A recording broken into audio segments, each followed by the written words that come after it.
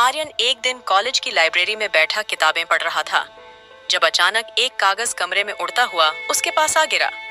कागज पर लिखा था, प्यार का मतलब अभी भी समझ नहीं पाया। आर्यन ने कागज को उठाया और देखा कि कागज सिया का था, जो उसे ढूंढते हुए पास आई। आर्यन ने कागज लौटा दिया और उनकी नजरें पहली बार मिल गईं। सिया मुस्कुराते हुए बोली, धन्यवाद, यह मेरी कविता थी।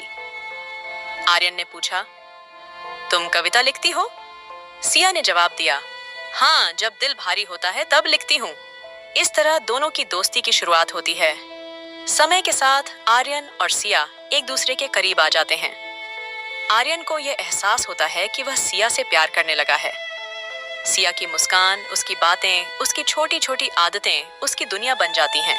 एक दिन वे दोनों बारिश में एक पुराने पुल पर खड़े होते हैं।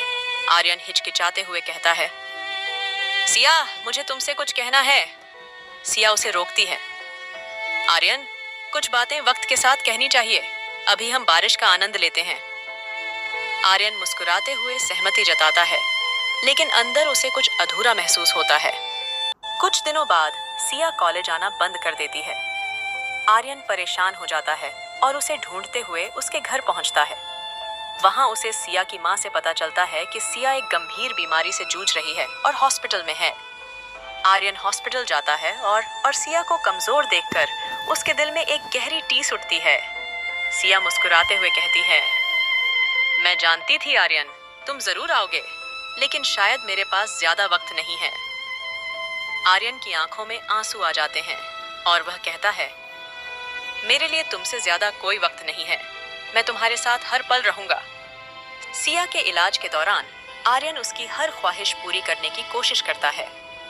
वह उसे उसकी पसंदीदा कविताएं पढ़कर सुनाता है, उसे हंसी खुशी के पल देने की कोशिश करता है और उसकी हर एक छोटी बात का ख्याल रखता है।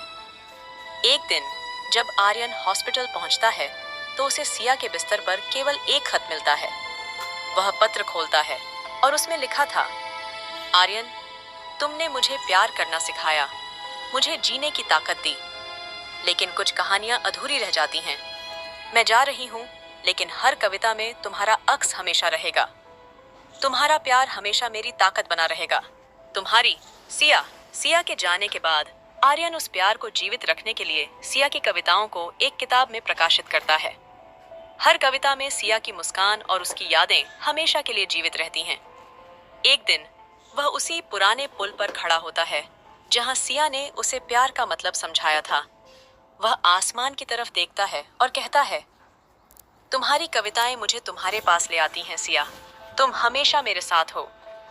कैमरा आसमान की ओर उठता है और बादलों के बीच सिया की मुस्कान दिखाई देती है, जैसे वह आर्यन के पास हमेशा के लिए है।